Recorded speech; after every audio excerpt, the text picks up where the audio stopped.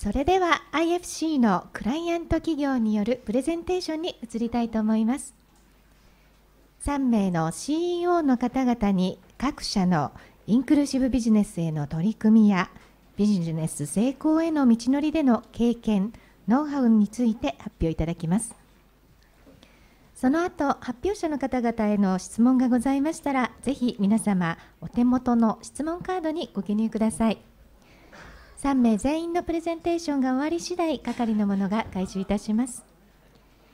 それらを取りまとめまして、その後に続きます Q&A でご質問にお答えしていきたいと思います。では、はじめに発表いただきますクライアント企業の紹介を IFC 東アジア太平洋副総裁カリン・フィンケルストンにお願いします。Ms. Finkelston, please have the floor. Thank you. Good morning, everyone. I'm Karin Finkelston. I'm IFC's Vice President for Asia Pacific.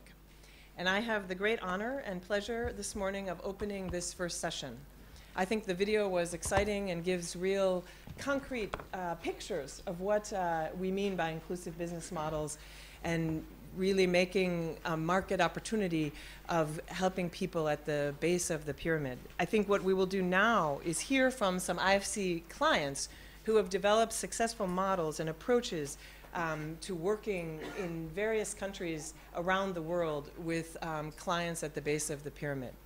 From our standpoint at IFC, what's exciting is how they identified the opportunity and overcame the challenges to succeed in what has been seen as a challenging segment of the market. At the same time, I think looking forward, what's exciting is, as we heard in the video, how do you take these models to scale and then replicate them in other markets around the countries in which they started, but then beyond that into other emerging markets. So I'm very pleased to introduce Gerry Ablaza, the president of Manila Water Company in the Philippines. Manila Water is a previous client of the year for IFC, so we're very pleased with our partnership. Manila Water provides clean water and sewage facilities to more than 6 million people in Greater Manila. And what's particularly exciting about the progress that Manila Water has made is that in 1997, when they were awarded the concession, only 58% of the population had water service in the area, and only 26% had 24-hour water service. Water loss was at 63%. As of 2011, with Manila Water's management expertise, water loss is only at 11%. 24-hour availability reached 99%, and compliance with water quality standards is at 100%. And all of this was accomplished when Manila Water also reached all-time highs in terms of net income. Our second client today is Deji Akinyanju, the founder and CEO of Food Concepts. Food Concepts is a leading West African quick service restaurant and bakery operator, which is headquartered in Nigeria. And Food Concepts works closely with a network of small-scale suppliers and distributors, providing them with inputs and training and working to improve their livelihoods. And this is something that we find very exciting, how lead firms can have an impact on the supply chain and the smaller producers. And finally, Gonzalo Correa, the CEO of Moderna Alimentos. Moderna is Ecuador's leading miller and marketer of flour. And Moderna works with over 5,000 small bakers and bakery owners, supplying them with flour and bakery products, and often providing them with training on baking practices and business fundamentals. And again, it's exciting the leverage that we can have through these lead firms into whole supply networks, distribution channels that create jobs across the base of the pyramid. So please join me in welcoming these clients to the panel and look forward to a very exciting and interactive session. Thank you.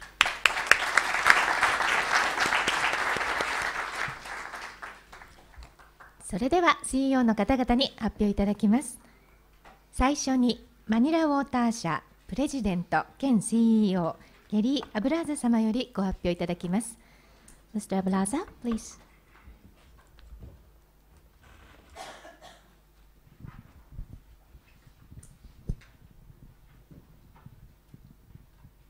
Thank you, and good morning, ladies and gentlemen.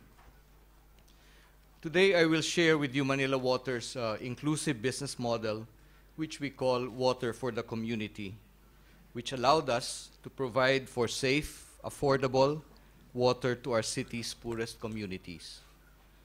To help put context to this program, allow me first to give you a short background of our company. Manila Water is a publicly listed company in the Philippines.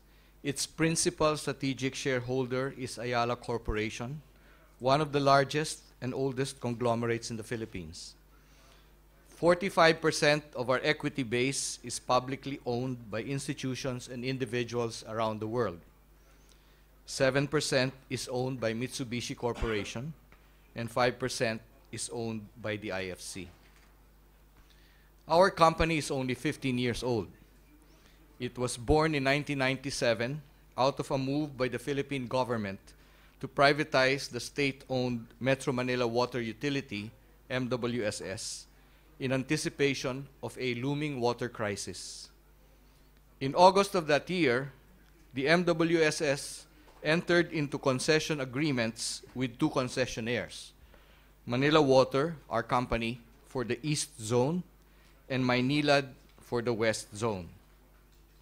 Back then, as Karin pointed out earlier, non-revenue water or system losses in Manila's East Zone stood at 63%. This translated to about 1,000 million liters of water that was wasted every day. The high system losses caused low water pressure and at times no water at all. Only 26% of the population had 24/7 water access.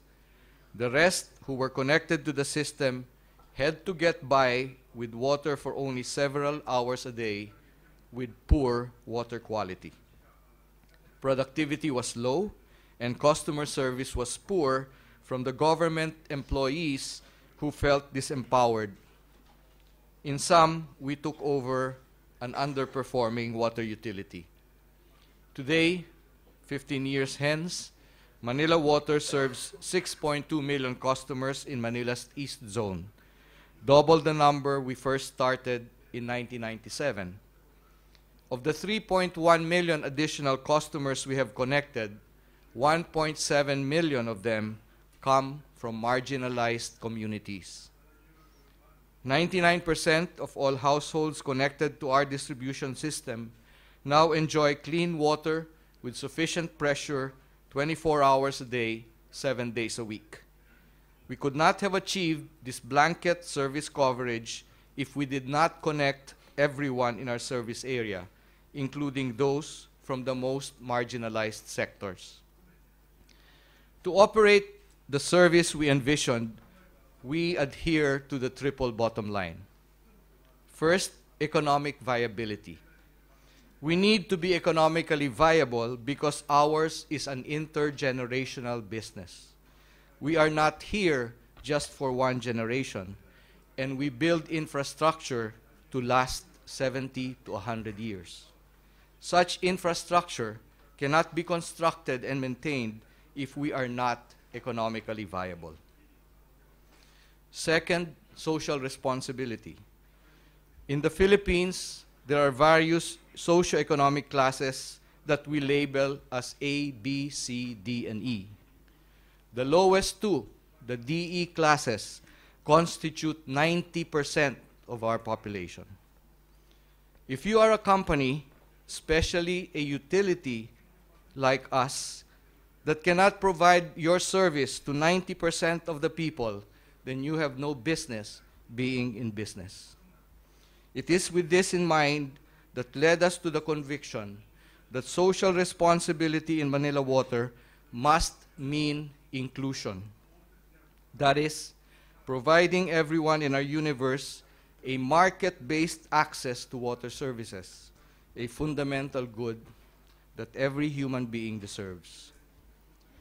And lastly, environmental sustainability.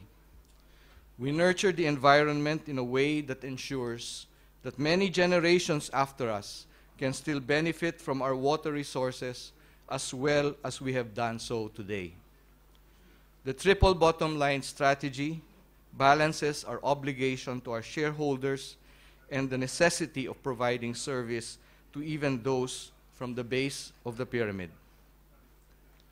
Without a piped water connection, Manila's low-income residents typically would buy tankered water or queue for hours by artesian wells, usually spending 150 pesos per cubic meter. Once connected to our grid, those families who typically consume 10 cubic meters or less per month pay only 7 pesos per cubic meter. There are a number of important enablers that help us make water services affordable to even low-income households. Our regulatory framework allows for a cross-subsidization scheme within the tariff structure. Tariffs are classified according to different consumer classes: industrial, commercial, and residential.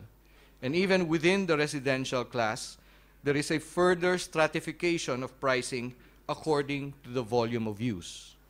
Thus, bigger volume users pay more, lower volume users pay less. Another factor that paved the way for accessible water services to our marginalized customers is a decentralized organizational setup, segmenting our service area into smaller, more manageable zones where territory managers are empowered to run multiple aspects of the business within their assigned territory, from technical to customer concerns, through what we call the 5 marbles.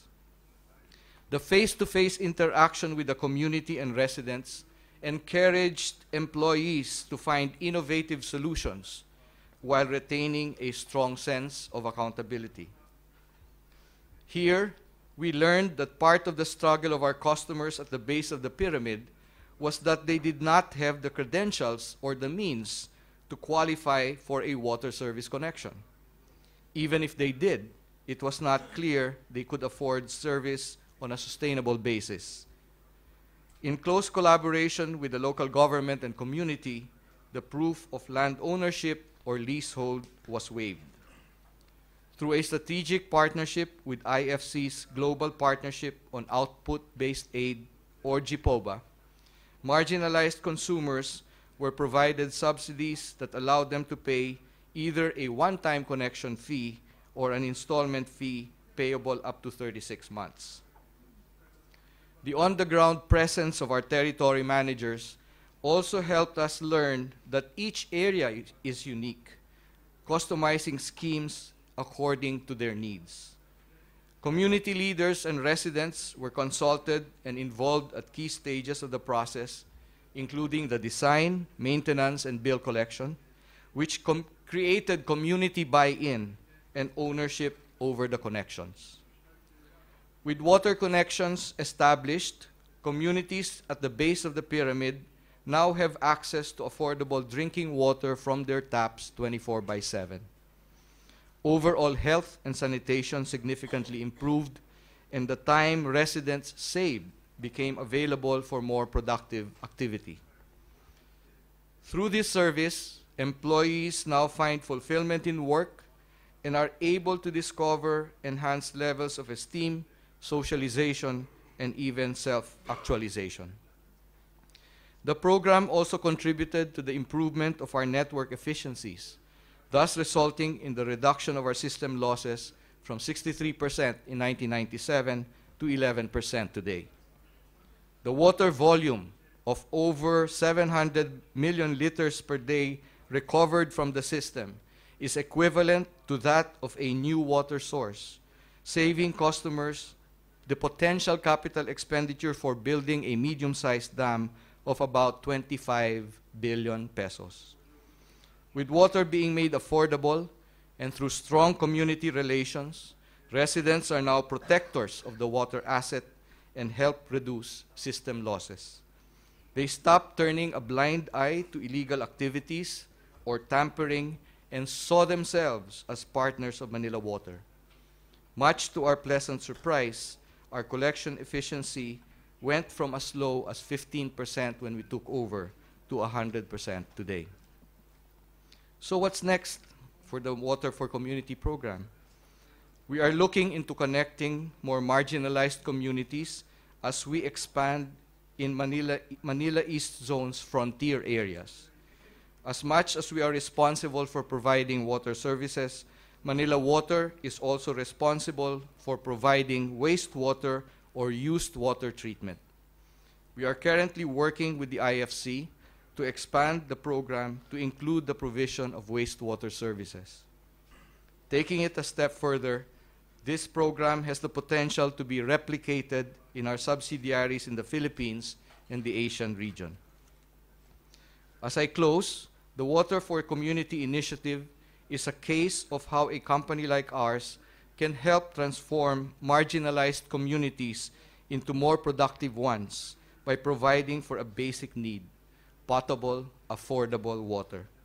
It will continue to have its challenges, but we now know that it is possible to succeed in such a bold aspiration.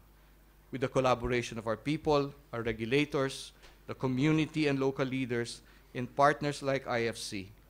Thank you very much, and mabuhay. Thank you. Thank you very much, Mr. Ablaza. 次のご発表はフードコンセプツ社創設者であり CEO のデジ・アキニャンジュ様です。Mr. Akinyanju, please.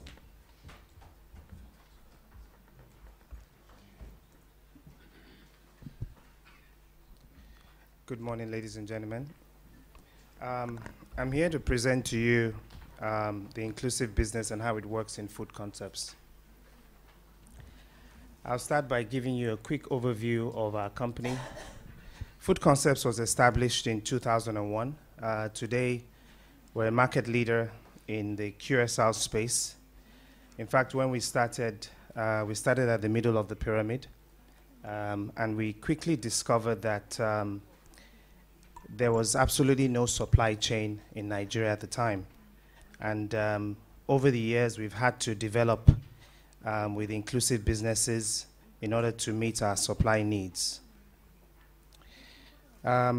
We today run the largest and fastest growing QSR in West Africa called Chicken Republic.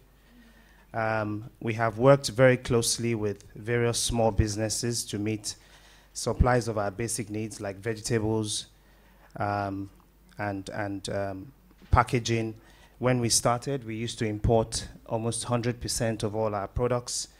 Today, we're now producing and utilizing about 80% of all our products in our stores from within the country. We currently employ about 1,200 people, mostly of them women, and have trained and continuously training quite a number of people across both countries. Today we run a franchise scheme that is about 20% of our network. 80% of it is company-owned stores. Over the years, we intend to transform to 80% franchising and less company-owned stores. Again, with the challenges of the supply chain, we have had to backward integrate into a poultry farm, which we started very recently.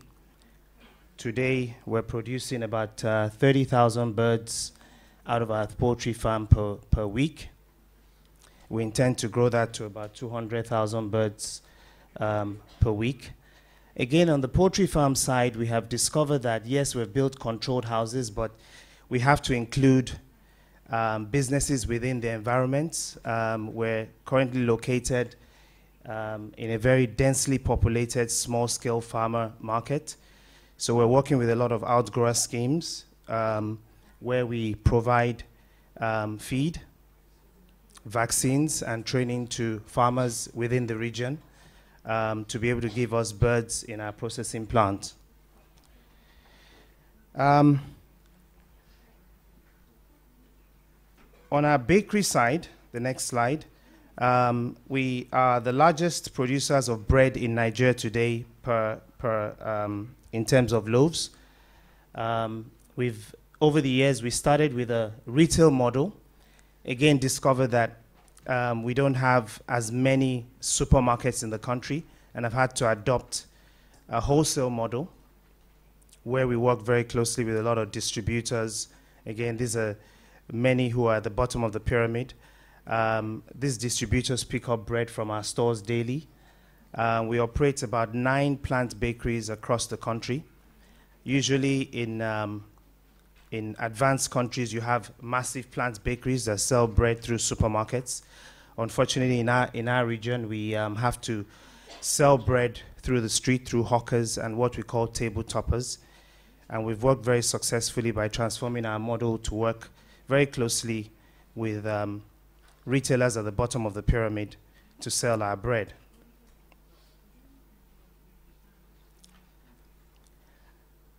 Some of the models, we've basically transformed the model to meet with we cannot operate the business without actually the inclusive business or working closely with the bottom of the pyramid. So today we have signed approximately 2,000 distributors across the country, most of them who are women.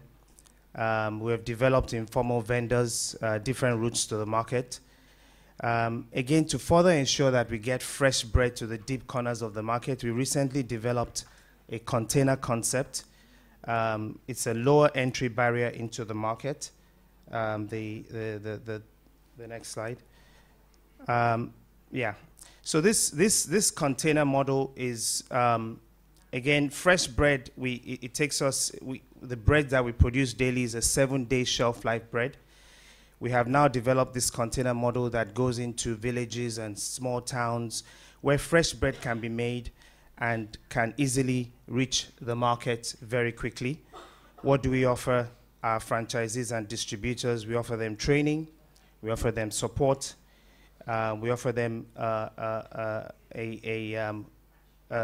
business model that works in terms of its economics. We also offer them a premix, because in the bread business, rather than buy your yeast and the other inputs, we have a premix bag that will give you consistency and give you better yields. Some of the challenges that we face with our model today is, one is funding, because most of the distributors can't get funds. Interest rates in our country range between 25% and 30%, depending on who is coming to lend, and the tenors are very short.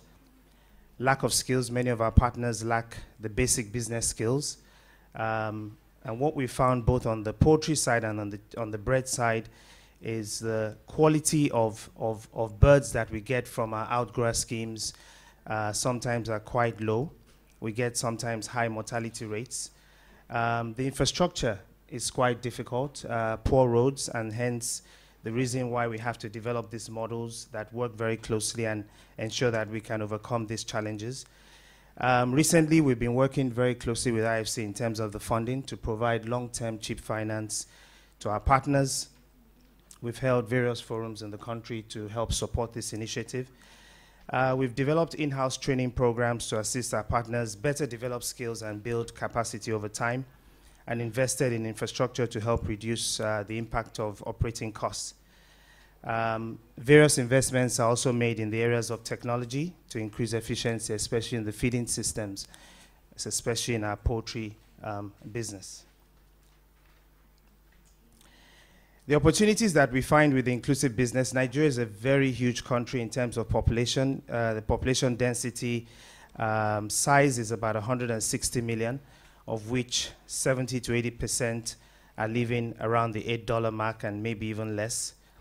The per capita consumption of poultry is very, very low in the country at 1.5 compared to, say, South Africa, which is about 25%. So over the years, we intend to sign up about 500 outgrowers by 2014 to produce close to 12 million birds per year by 2014. Our goal on the bread side, as we have found in the bread business, is more of an informal sector where most of the bread is actually produced by artisan bakeries. So here we would work very closely with the bottom of the pyramid bakeries, and the aim is to try and produce 1 million loaves a day. And this would help further ensure that our products get to the table toppers. And this brings me to the end of the presentation. Thank you very much.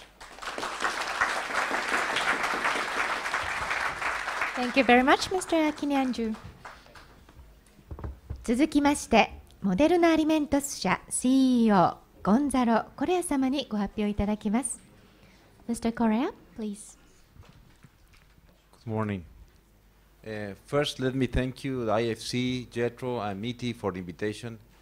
I am extremely honored to be speaking here in Japan, a country that for so many years I have admired from learning how you've developed this country, how it's rebuilt, and now has it turned into a leader in the world, technology, society, and how you found ways to yourself have created a very intricate network of small businesses and big business working together. So I think it's a great honor to be here. Early morning, I was reflecting, very early because I'm severely jet lagged. And I was not reflecting on inclusive business. I was reflecting on jet lag. And the reason is that I finally figured out it's impossible for a human being to be changed 14 hours without resisting to adapt to the new schedule. So the first reflection is that you have to be alive to feel the jet lag. So it's a good thing. We're alive, we're here, and we're looking with optimism the challenge ahead. I think Mr. CEO of the IFC was telling us about the crisis and the difficulties that we face going forward. In third world countries, we've seen a different thing. We've seen the benefits of probably at least 2 or 3 very important changes. The first is the benefits of stability.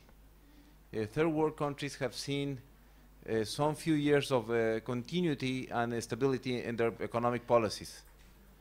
And together with that, with the rise of the commodity markets, are allowing third world countries to have some income to create development.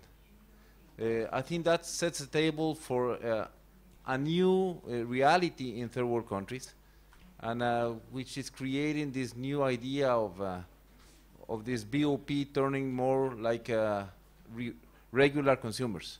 So let me go through a little bit of what we do at Moderna in Ecuador, which what we discussed yesterday is very similar to other business models or what we call inclusive business. We started, the company started around 50 years ago, but the new management started 20 years ago. And out of it being a small company, we took the leadership in the flower market. And the approach was basically go to the bakers and help them improve. We realized that the key for our business was to have better customers. That for whatever reasons, our customers were bakers, but they were not very good bakers. They need training, and they need support, and they need a partner that can walk the way with them. So we started working with the very small bakers. At the beginning, we started giving them training on bakery techniques. We also worked on them with on the finances, taxes, marketing, and we have walked the way with them, trying to find ways how to improve their businesses. The result is that we have seen a gradual improvement of those businesses, and our customers are better off now than they were in the past.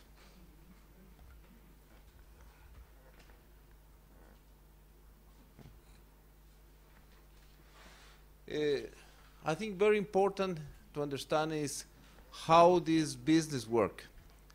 And basically is that the networking, the social networking is very important. People operate in neighborhoods, small neighborhoods, and that's the way they relate. Usually these people operate in 300 people type of networks, and the network is the safety net for them. If they lose their income, sometimes they get a loan A loan is not something you have to repay. It's something that you will have to give up a loan if someone also is in difficulties in the future. So it's a very inclusive business for them also. Family is very extended. Family refers to probably a group of 100 people. And the key in the family is to be caring for the other members of the family. And also these families live in the neighborhoods. Talking to our colleagues yesterday, we were talking about what it means to be a baker. And bakery is not like in Europe or in the US, a big factory with technical workers or something like that.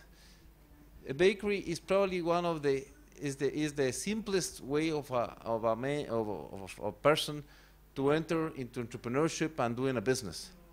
And it's an extraordinary effort.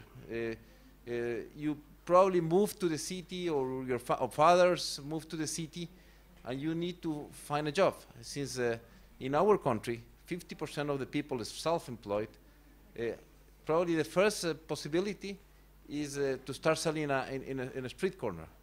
But the second is just start producing something, and bread is something that sells in every corner, so the people start bakeries. So it's an extraordinary effort to turn into self-employment. Through the last 20 years, we've seen all kind of crises, and in 98 and through 2001, we had an economic recession, a massive migration from Ecuador. We had a hyperinflation, which eventually turned into our currency being replaced with the US dollar. And we replaced it with the US dollar not because basically because people would not trust our central bank to issue a new currency. Schooling also a problem. As you said, you saw in the video, that guy telling you that he had 8th grade, but he can barely read or write. You see that training is a huge problem, and people come into the business without very limited knowledge of anything. And now we have another challenge, which is a very important growth from 2007, as the oil prices and the commodity prices have been rising. So that's creating new challenges for us. I think one of the key here we find is that we have to trust these people, and we have to be sincere in our approach. You're trying to be a friend, but a friend is a friend. It's not something that is not a business that will try to extort from you. It's someone who will deliver quality, and also if he trains you, it will train you for good. But this also has to be a business. And it has to be profitable, and it has to, at the end of the year, you have to have some dividends for your shareholders, because the only way to make it sustainable long term is to make money. And there's no one of the issues here is, if you want to do good, you also have to make money. Otherwise, it will not last for very long. At some point, one budget will gonna disappear, and you not continue doing any good for anyone.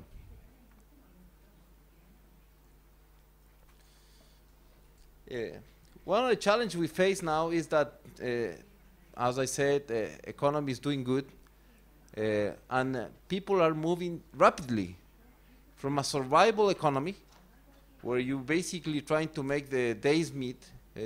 You're operating in less than $1 a day, and usually people have less than $1 in their pocket, and they try to meet the day, to a more wealthy economy, where the people start thinking about new things, like buying a house, or of course having a cellular, a flat screen in your house. I see also an opportunity to build brands. This is the moment when people are start actually buying products which are a little bit farther into the value chain, and creating some value for brands. We've seen from presentation that brand creation is something that's happening very fast in this BOP market. Distribution is always extremely challenging because we are going to very small stores, unsecure surroundings. Probably security is one of the big issues in our countries, especially in the neighborhoods. There's ways you can, it's very difficult to reach them, and it's very much more difficult to collect money out of those small stores. And of course that creates risk and opportunities.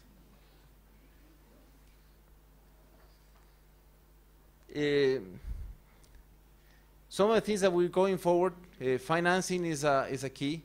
You have to create the capacity for your clients, but also for those clients, you're the trusted partner.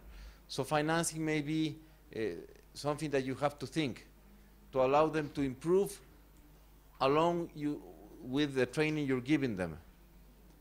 In some ways, sometimes we believe that we're moving more like, we're doing some things more like a service company than a producing company. We are now selling to our bakers airtime for cellulars and other things that we're not used to do in the past. Teaming along with other companies is very important because the cost of reaching these people have to come down because it has to be affordable. And we also work in in loyalty programs because clients need the same tools that you use now in different more developed worlds, like those loyalty programs. You know, as I said, you know, these rapidly growing cities are rushing people from agricultural economies to this fast, self-oriented economy. I think service is changing. People are wanting more from us, and they are demanding more from us in terms of suppliers. The urban sets, these people watch the same TV programs as you do, and they want the same things that you do. They want value-added convenience, but also they want the same products that they used to have in the past. So it's this combination of convenience, this combination of good products, quality product, good price, but also tradition and being close to their own community. Thank you.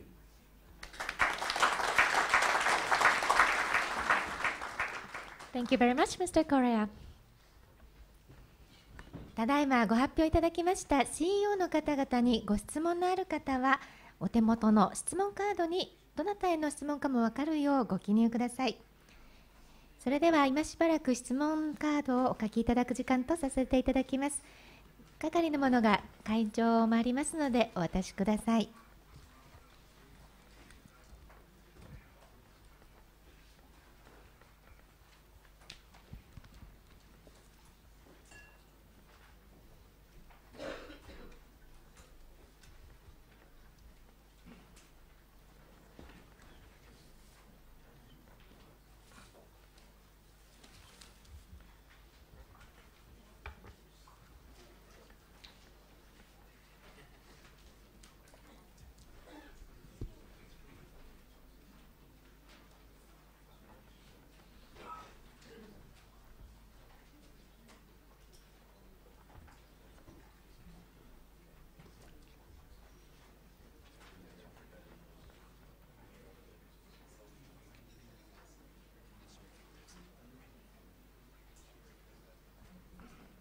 それでは途中かと思いますが Q&A の方に、スタートさせていただきたいと思います。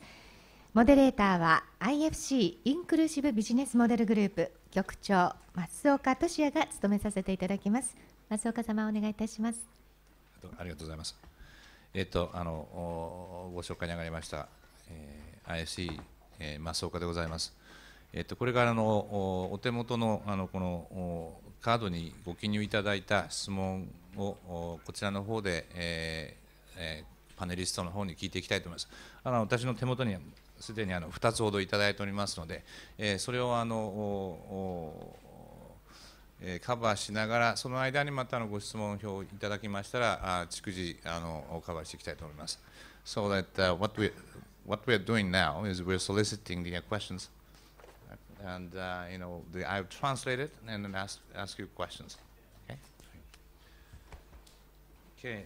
では初めにですね、まずインクルーシブビジネスの定義について、それぞれのパネリストで、3人のプレゼンターはおのおの自分のビジネスのどこがインクルーシブだと考えておられますかという質問です。It's the questions for each of you.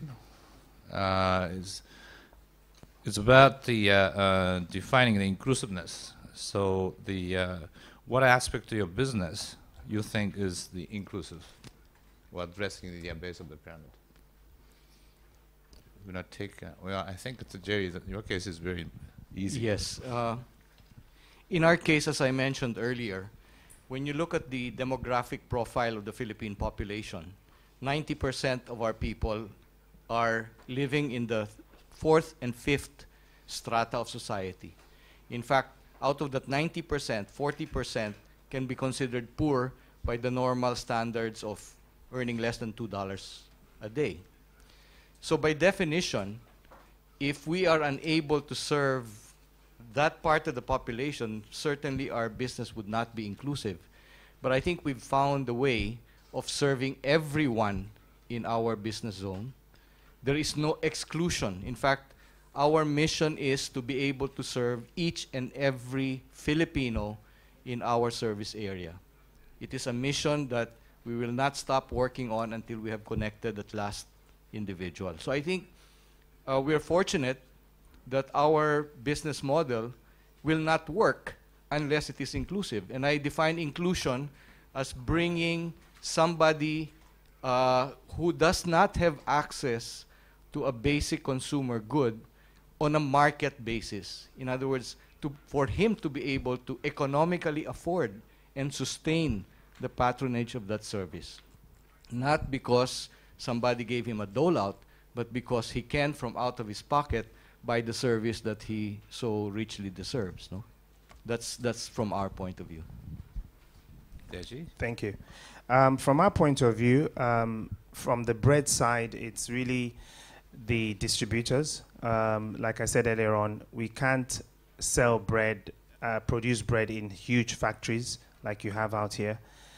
We cannot distribute bread through supermarkets. In Nigeria today, we have less than 5 major supermarkets for a country of that size. We, the formal bakers, only constitute about 20%. So inclusive business is very critical to our business model for sustainability and for profitability. So we work with distributors.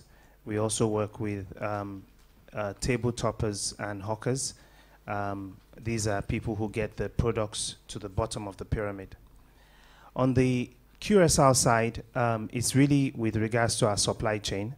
The supply chain today is not consolidated. Unfortunately, it's fragmented. So we have to work closely with inclusive businesses that would help us meet our supply needs. And on the chicken farming business, it's really the outgrower scheme. We have found that it is a lot more profitable and more economic to work with a lot of outgrowers because these are already existing producers of birds. So what we do is we work closely with them and ensure that they can get better efficiencies, and then we process the chicken and then supply to the market. Thank you. Thank you. The inclusive business label, I think, is new to us. There's also new words like this capacity building. I'll say by number, 95% of our customers are small, upcoming entrepreneurs. They're turning from a very small business and they are developing into a better business as they move with us.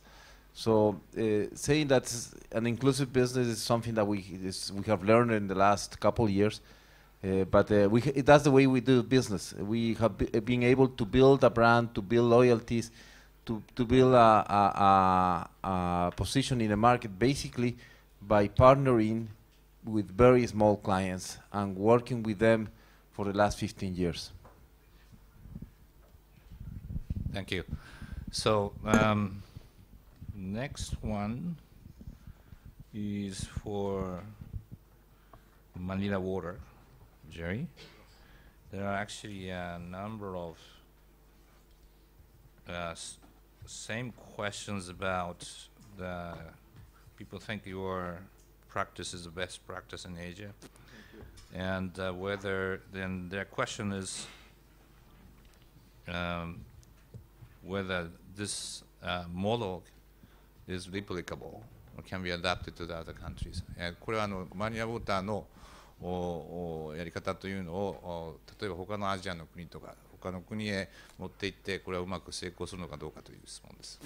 Thank you very much for the comment, and Toshi, your question is something I'm really very excited about, because the question of replication is for us very exciting on the one hand and very frustrating on the other hand, because I think the model that we have found to work in Metro Manila is so applicable and so replicable in many other metropolitan areas of the Philippines and certainly many emerging markets in Asia.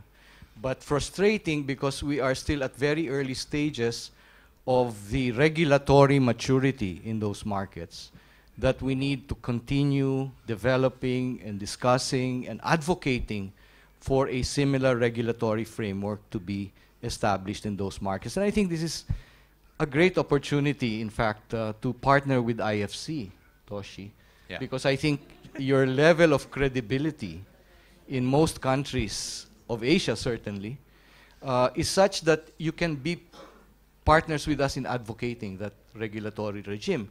And for those of you who may not be aware, and most of you are not, IFC actually was a very active participant in constructing that regulatory framework in the mid-90s. And it's, in my view, a very elegant framework because it is a regulation by contract in a relatively unstable in an institutional sense, unstable regulatory regime. A regulation by contract means that there is a contract, literally a contract, between the government and the concessionaire that defines in very specific terms the service obligations of the concessionaire, the way tariffs are going to be computed, the formulas there for everyone to see, the dispute resolution mechanism, and all important elements that will make the concession work. So I think I'm getting ahead of myself, but Toshi, my quick answer is yes, it is replicable. We in Manila Water are very, very interested and excited to be part of a process that advocates for its application, not only in other metropolitan areas in the Philippines, but certainly in other parts of emerging market Asia, for example. We already have made our first moves. We have been present in the Vietnamese market since 2008 with relatively good success so far. We're interested in looking at countries like Indonesia, and like many Japanese companies are already also putting an eye out to Myanmar, where similar problems as we had 15 years ago exist today. Okay, thank you. Thank you, Gerry. Okay, so Deji and Gonzalo, the questions for both of you around food. So could you explain more about how you deal with the quality of the food and food safety issue?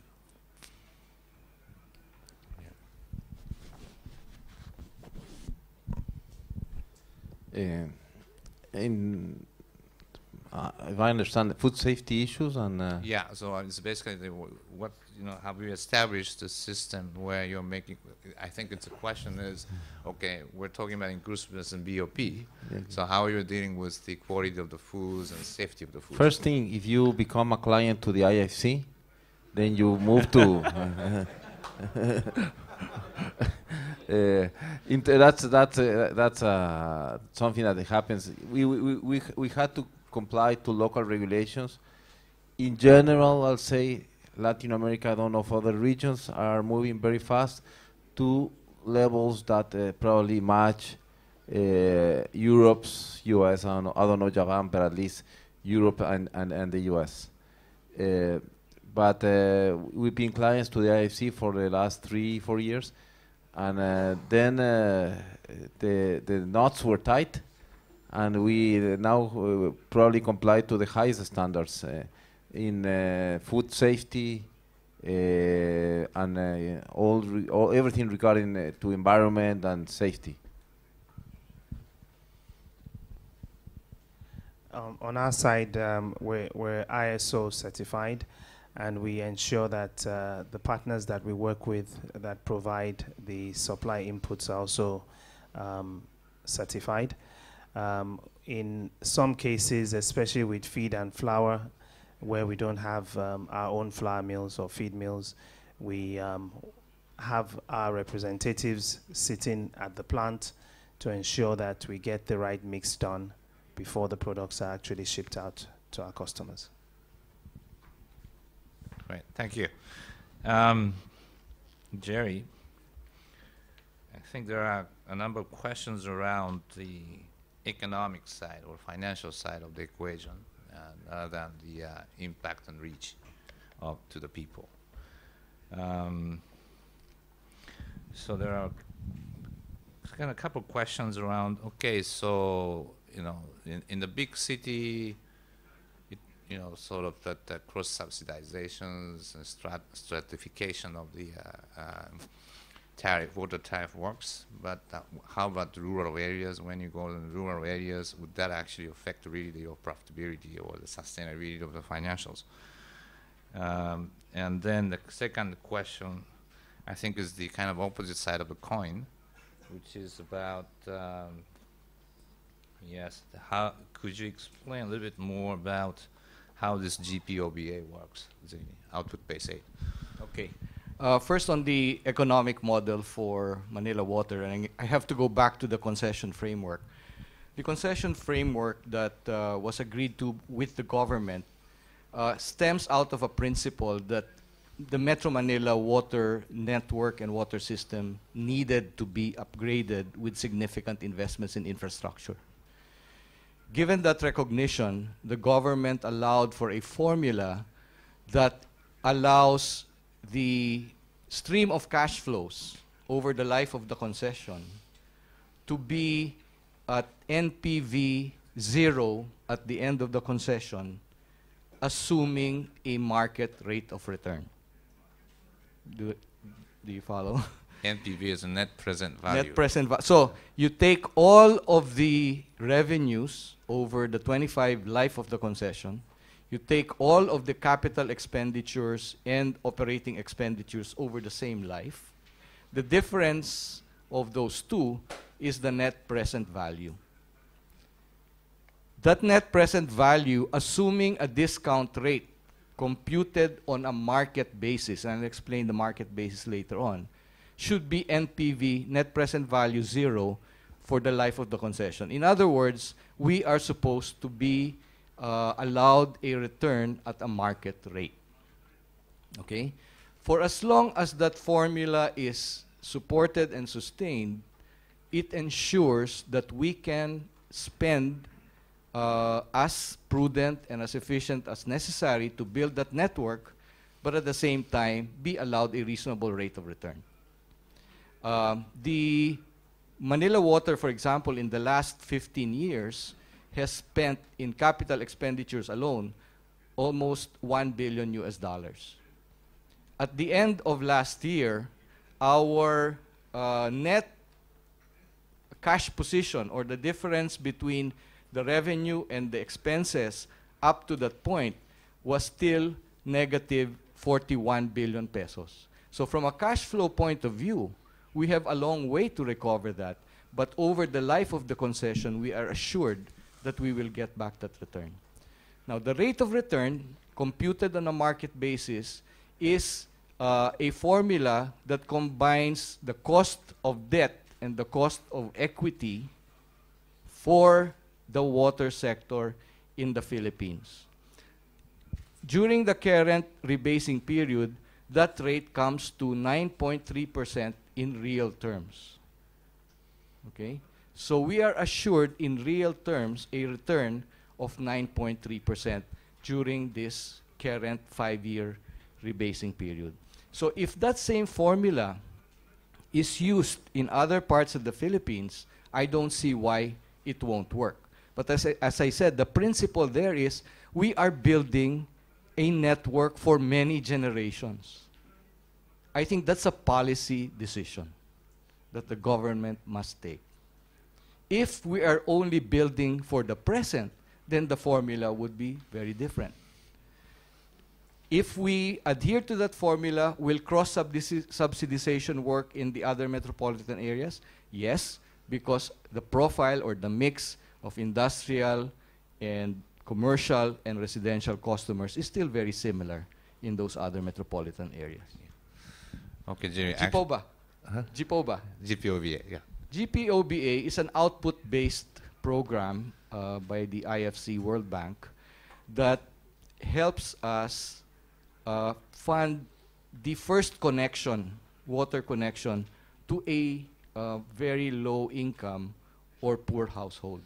Because we find that one of the barriers to connection is that people can't afford the initial connection cost, which is about $75 today. It consists of putting the meter, making the connection between the main pipe to the pipe into the home.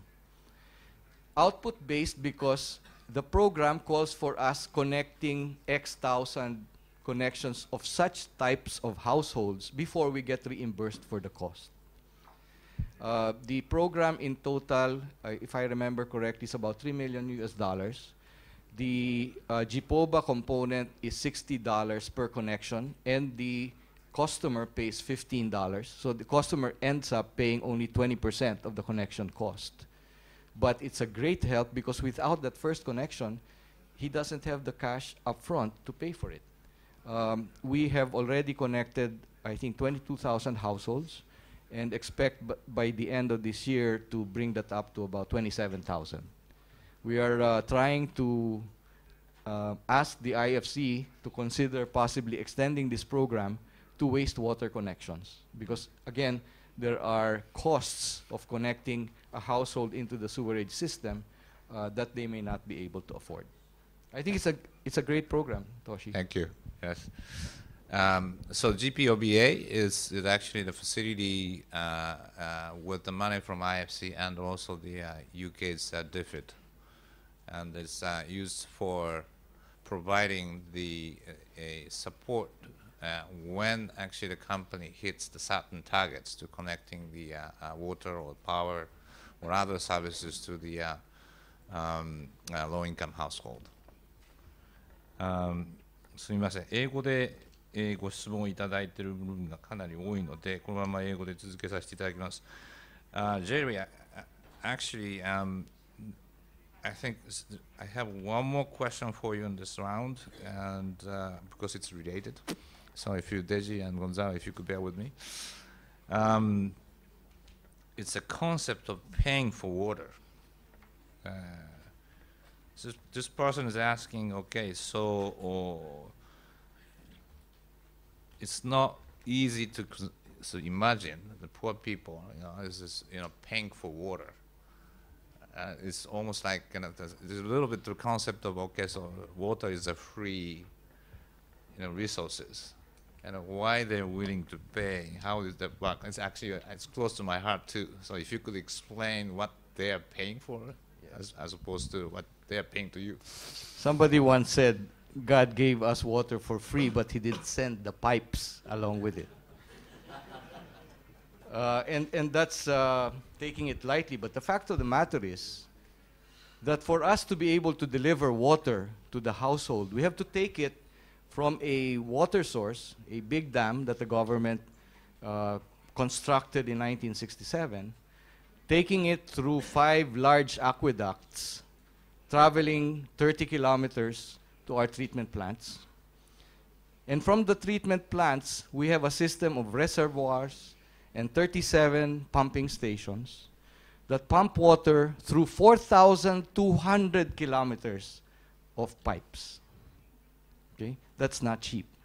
And as I said, Manila Water alone, not counting the West Zone, has spent in capital expenditures alone, not counting operating expenditures, $1 billion in the last 15 years. So people have to pay for the service in the same way you pay for your cell phone bills and all the other services and utilities, that power, for example, that we have to pay for, because it is not free. And you know, the people at the base of the pyramid understand this more than anyone else. Because as I said, before being connected to a piped water connection, piped water service, he used to buy tankered water and paid 20 times what he's paying today. Households that have been connected for the first time to piped water, communities tested by the Department of Health, had a drop in the incidence of diarrhea by 18%, by 80%, 80. Mothers who would wait up in the artesian wells for 4 hours every day waiting for the pail of water can now use the time to take care of the family or cook the barbecue into some productive enterprise that adds to the economic value of being connected to water. Okay, so my sense is the people at the base of the pyramid understand this much more than any one of us who've been born with it. Okay, and because they understand that, they themselves take care of the water assets in their communities. This is how tampering stopped. Because they realize that if they get disconnected, if they don't pay their bill, and they're no longer have access to piped water, then they'll have to go back to buying pails of water at 20 times what they're paying today. Toshi, I hope I convinced you. Yes. Yes. Actually, I had the similar conversation with the power company. This is a slum, and they used to steal the power. So it's free. But when they get connected to the official power line of the privatized power company, they actually decided to pay monthly, and they pay like 100%, like your case on the Manila Water. So you know, the power company got really puzzled. Why they pay now while the power was free in the before? And then these people explain, well, okay, so I have sort of TV, or we have the refrigerator, God knows where they got it, but they're operating those, and with the stolen power, that when they stole the power, they have to turn off the refrigerator when turn on the TV, or vice versa. And because it's a stolen power, the power goes up and down, and it's short circuit very often. That damages the equipment. And then every month they have to call somebody to fix it. But paying for that repair is actually more costly than paying monthly bill regularly. So those are kind of equations that we tend not to realize, because it's, oh, these are the poor people, they're not paying anything. It's actually the poor people are paying quite a lot more than the ordinary people, because they don't really have the access to something really basic to them. So they have to pay for it, and then somebody's actually taking advantage of that fact. Right? So that's what's going on. And plus the opportunity cost of walking long distance to get water. Your daughters have to go out with you to take the water. So all these costs, hidden costs, is actually also kind of, into the equation. Right? So, okay. Deji and Gonzalo, same question to you, both of you, and still around the financials or the economic side. So the question is how you got the financing or funds for initial startup of the company, and maybe it's more relevant for you, Deji. And then is how you're financing your working capital right now. And then the third one is the how's your the trend of your profitability? Thank you. Initially, it started by friends and family. I think that before you start any business, it's always those who are closest to you that know you better. So I did a lot of legwork with a lot of friends and family, and we started with our seed capital. We leveraged the business heavily through bank loans. In Nigeria, the rates are around 25 to 30%. I think that, or I know that by 2004 we were almost bankrupt. And one of the banks that actually loaned us money folded up during the banking, there was a banking reform that was going on at the time. Well, after that, we did a private placement, which was very successful, which helped us to raise additional funds to grow the business. Since then, we've had the IFC come in to take about 12% of the business. In terms of working capital today, it's really funded from the operations of the business. So all fingers crossed, we're able to fund the business from its own cash flows. I hope I've answered your questions. Yeah. Gonzalo? I think we started from a family-owned company that was generating positive cash flows. Through the years, I think there's been more good years than bad years, so that has helped us to build our capital base. And now we are properly funded, and our capital is in good shape in regards to our debts. Of course, at some point, we had to lever up substantially. Just before the financial crisis in Ecuador, where 70% of the banking system disappeared. So having access to a bank loan was difficult. So if a bank will lend you money, the objective was not to pay, because if you pay, then you know you're gonna get a new loan from the bank, especially short-term loans. So, but that was over. That happened in '98 through 2000, and since then we have been improving in our capacity to reach capital. 3 years ago, we reached Nirvana. We got a loan from IFC. And now banks and other institutions are lining up in our doorstep to lend us money.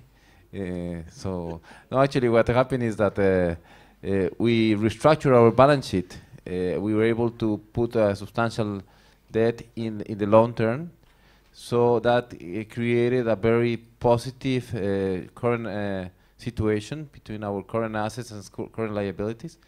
So that has allowed that many institutions would like to lend money for us in the short term.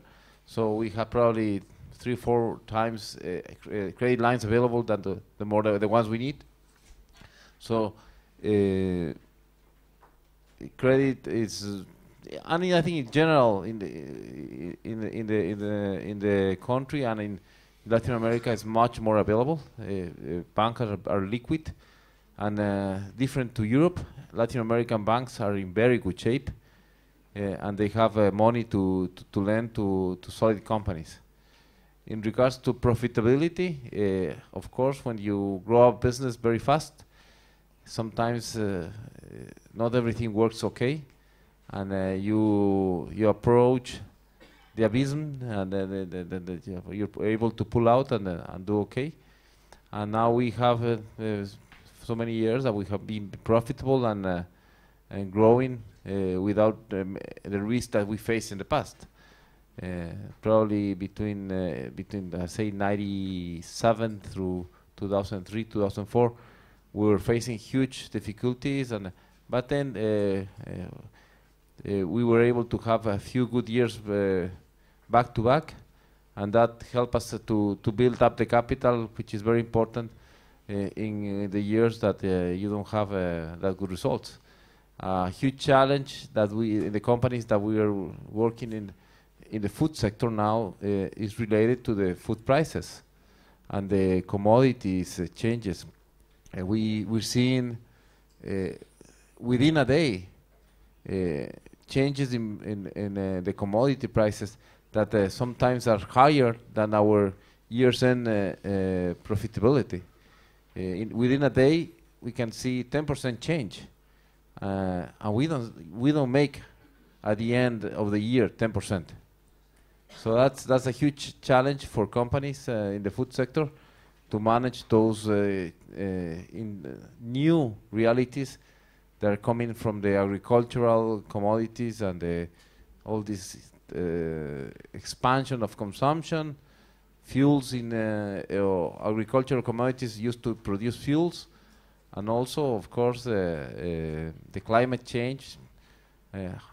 Although I'm not an expert on that, but I realize that in the food change we've seen 3 shocks in the last 4 years. So that's kind of something different from the past. Probably in the last previous 20 years we had 1 or 2 big shocks. We had 3 shocks in 4 years. Okay, thank you, Gonzalo.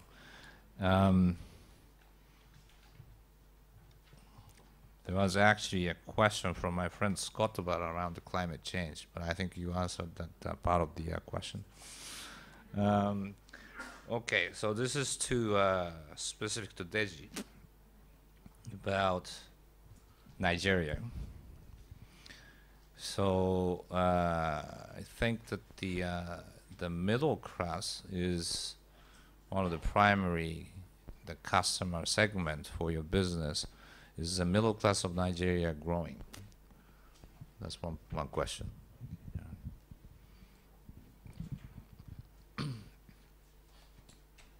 Okay. Okay, go ahead. All right. Yes, the middle class is growing, although not as aggressively, but we're also seeing an upward movement from the lower to middle income, which is where we see a lot of growth. Okay.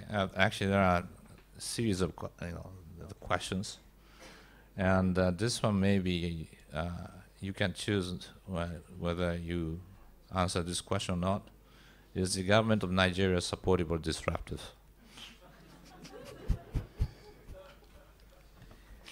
Yes and no.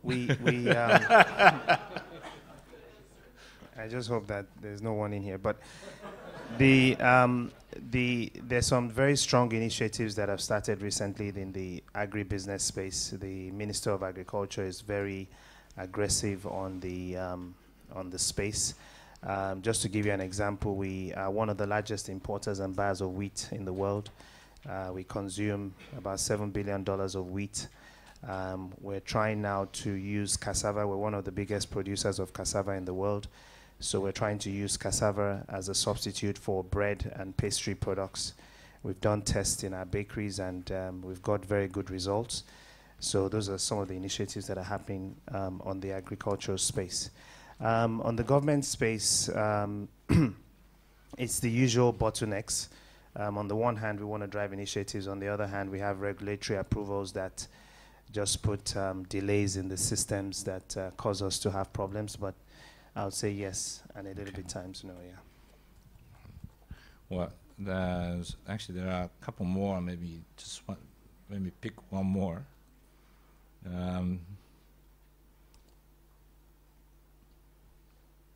So I think it's important to have the good support system to grow the skilled labor and technicians. And the government has that program, and that kind of program to support, so the educating the skilled labor. No, it's really driven by private initiatives. Right. You also ask us whether IFC has that kind of support. Question is yes. Answer is yes. We have the advisory services to help the capacity building. And then lastly, Nigeria is a good place to live. Nigeria is a good place to live? It's a fantastic place to live, and I invite everybody to come and visit. Okay. There's a question, a few more questions. One is, okay, so the partnership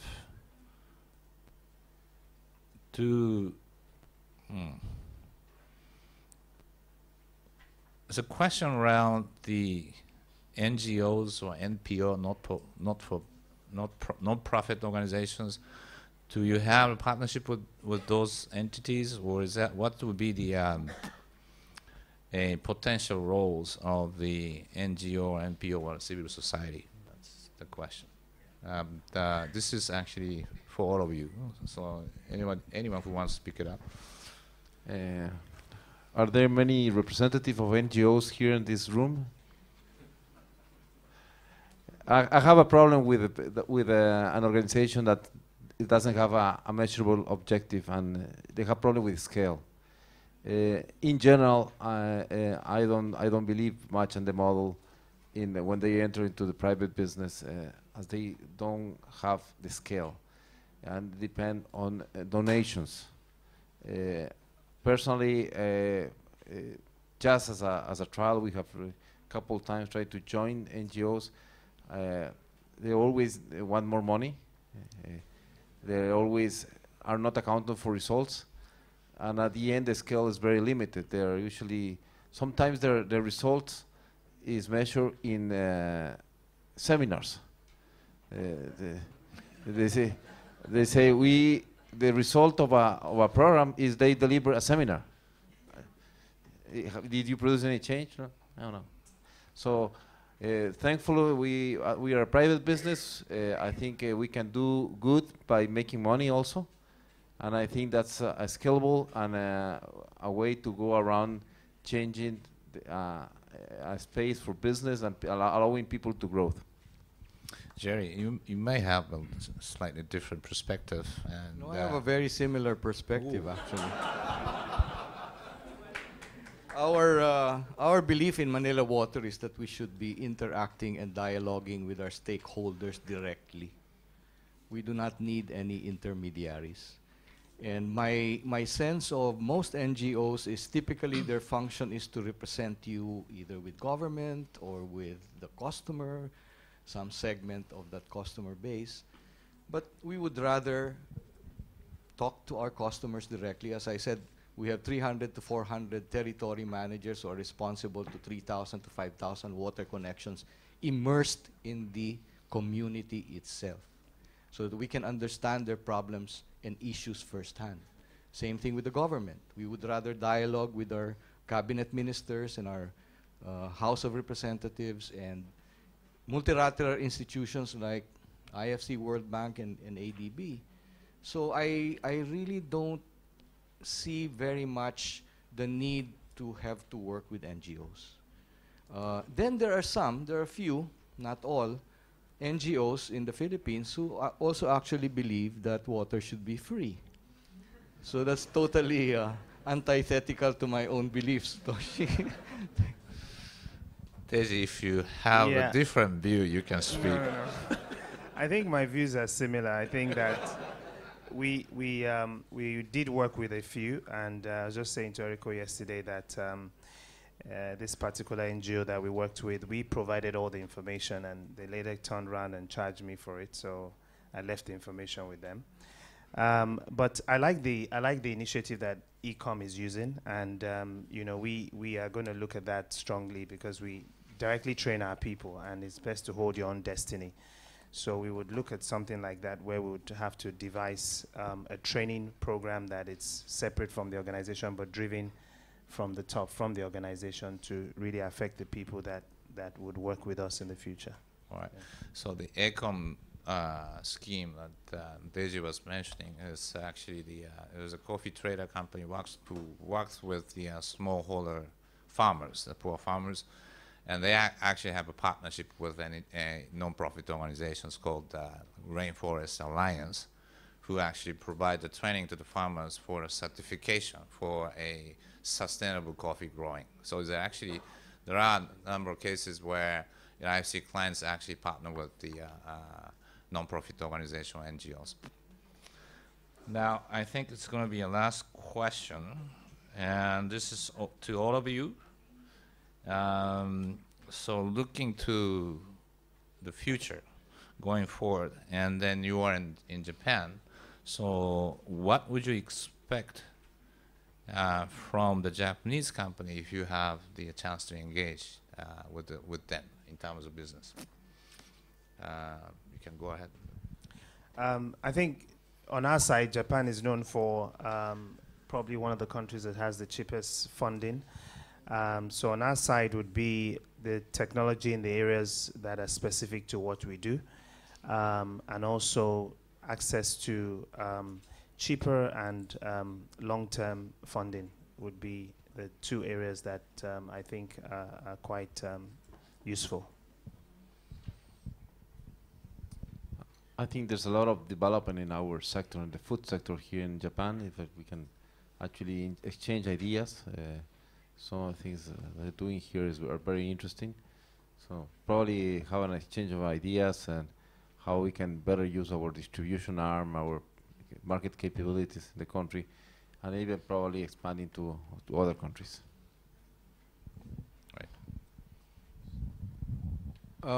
Right now, Manila Water has practically maxed out the need to provide for clean water. We have coverage 99%. We're operating at very high levels of efficiency, and that has enabled us to make our tariffs affordable. Our next biggest challenge, however, is tougher, which is to provide for wastewater services. We currently only cover, I would say, about 20%, clean 20% of the water that we produce. And ideally, we should be cleaning at least 80% of the water that we produce and sell.